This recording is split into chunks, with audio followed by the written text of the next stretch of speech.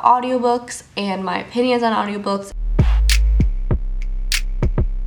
Hey girl, hey. So today is a kind of really gloomy day, so I'm sorry if the lighting makes you want to cry because same. Basically today I want to talk about audiobooks and my opinions on audiobooks, how I use audiobooks, how it differs from reading a physical book, and all of that good stuff. I'm also going to be talking about the series that I've read or the books that I've read using audio and how it's changed my experience and all of that kind of good stuff. Unfortunately, this is not in partnership with Audible. I wish. Maybe I will make an updated one later on and they will sponsor me.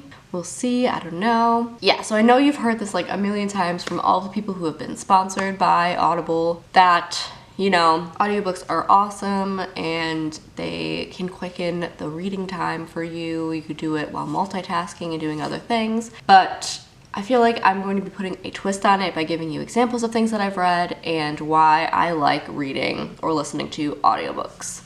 Because in my opinion, in general really like using audiobooks as a tool to read more books, read more efficiently, be more productive while reading, because productivity is key, being efficient is key. Everybody loves that, you know. Also, side note, I'm kind of sick.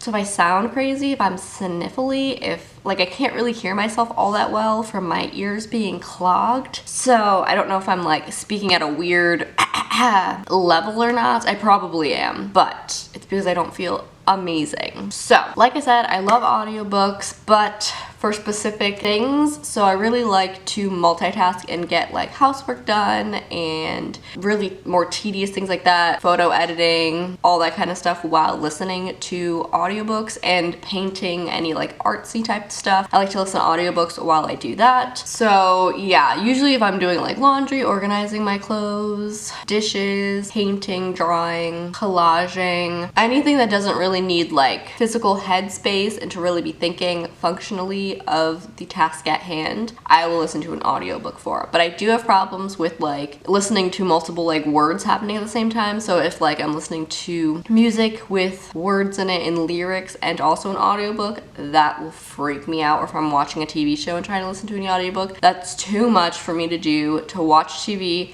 and listen to an audiobook, just too much. Another thing that I really like to do is listen to self-help or non-fiction books on audio, because it almost turns it into like a podcast of sorts, and I love me a good informational podcast. And at the same time, you're like helping your brain and your confidence. So I would totally recommend self-help books, even if you're not like super into fictional books, listening to that on audiobook, because it just takes more to immerse yourself in the story, in the world, with the characters. But if it's just a self-help book on being confident with motivation and inspiration, it's just so much easier to listen to, and that's one of my personal favorites. I will get some recommendations at the end, but I have a few self-help books that I really enjoy. One of the things though that I'm not super keen on for audiobooks as far as listening to them is sometimes it will detach you from the book. Like I feel like if I listen to a book completely on audiobook, I don't get the same experience of it, and I also will forget it a lot sooner than if I were to physically have read it. So an example of this is the first two Harry Potter books. So the first two Harry Potter books I originally read like years ago, and I tried to listen to the audiobooks because I was like, it'll be faster, I can drive and listen to it, it's gonna be great. And just having that separation from the book and actually physically reading it, I didn't like them and I stopped reading the series. And it took me until now, 6 months ago, when I reread them physically, to really get into the story. So sometimes if you're not fully concentrated, if you're doing something else, which I always usually am, and you can't fully immerse yourself in the book, it's a lot harder to connect with it. That's why generally I like rereading books using audiobooks. So a book that I already know the story, I already know how it ends, I know the general plot, I just want a refresher, I will listen to the book the second time around, and it just makes the rereading process a lot quicker, and I can can move on to the next book that I haven't read a lot sooner. Or I will use audiobooks in conjunction with physically reading. So an example of this is the Lunar Chronicles. Right now I'm reading the Lunar Chronicles. I had read Cinder in like 2016, so like 5 years ago, 4 years ago. And I read Cinder, loved it, whatever, it was fine, but I didn't have Scarlet, I didn't move on right away, I forgot what happened in Cinder. But I knew the general plot, I knew where it generally ended. So I listened to Cinder completely on audiobook while I was like at work or whatever, working on things, and I completed it that way, and then I moved on to Scarlet. Scarlet now I had never read. So I started off physically reading it, and then when I was at work or when I was doing chores and stuff like that, I would then pop in the audiobook for a few hours, read a few chapters, and then I would stop and start reading it physically again. So that's another way to stay connected with the story, where you're not completely listening it to an audiobook and you can kind of switch back and forth and still have that personal, in-depth, physically reading it experience, but also it could go quicker while you're doing extra things. And that's fun when you're really into the story and you don't want to put it down and you want to keep listening to it and keep being immersed in it. That's a good sign that you're not going to detach yourself easy enough from reading it, and you could listen to an audiobook version of it for a little while here and there. For Scarlet, it worked out great. For Cress, I'm not doing that yet. I'm like almost 200 pages in and I haven't listened to it on audiobook yet, but I'm not sure if I really want to because there's a lot happening and I really want to stay focused on the things that are happening and stuff like that. Now is how to get yourself audiobooks. There are many different ways to go about it. Audiobooks are kind of everywhere at this point. I know you can get free audiobooks if you sign up using people's links if they are sponsored with Audible.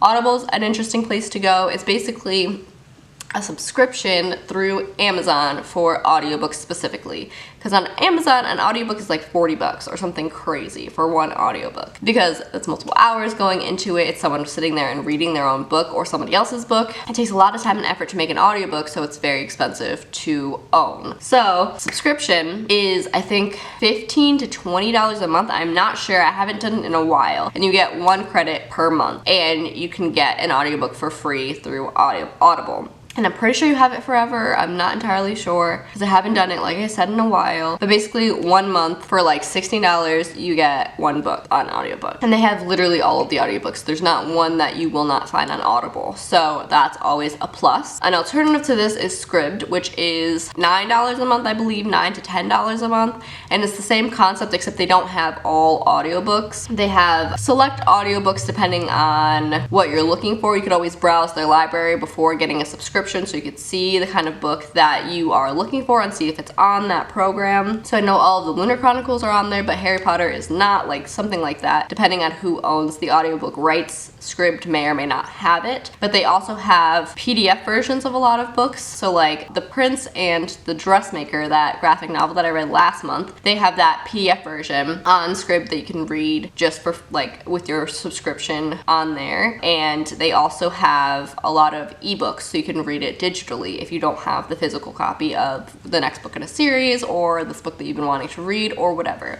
I do know that a lot of the times they will not have everything available in every country, so I know Australia a lot of the times will not have access to certain books for whatever reason, so that could also be a variable depending on whether or not that book you want is on there, but it's definitely something to look into. There's an app you can get on your phone. You can also access it on a web browser, so I would look into that. That's what I've been doing. YouTube is also a key audiobook holder. A lot of audiobooks I found have just been on YouTube for free in parts and you can listen to it, but just be careful. I would read the comments before listening to an audiobook and really dedicating your time to it, because sometimes it'll be an abridged version that you had no idea about and you'll listen to the entirety of this like 4-hour abridged version of The Kite Runner, and then you realize it's not the full story and you missed like half of the plot and you get really upset about it, like I did. Not that I'm bitter or anything. I would just make sure that it is the unabridged version and it is like certified, all that good stuff. But they do have a lot on YouTube. Audiobooks are important and they're not cheating, and it's a different experience, but it's one worth looking into, definitely. So that's all I have today. Thank you so much for watching. If you like this video, please give it a thumbs up. Subscribe if you want more of this. I am really excited about the channel. I'm really enjoying enjoying it, and I would love to have you a part of the community, part of my subscriptions. I also will link my Instagrams below. I have one for my Bookstagram, all about books, all of my daily reviews and updates. I will also have my bookmark business Instagram down there too, Belinda Graded Designs, with all of my bookmark designs and all the updates for that. I also have my Goodreads, so if you want to look into my audiobook shelf, you can, and all of my daily reading. And yeah, that's pretty much it. Thank you so much for watching.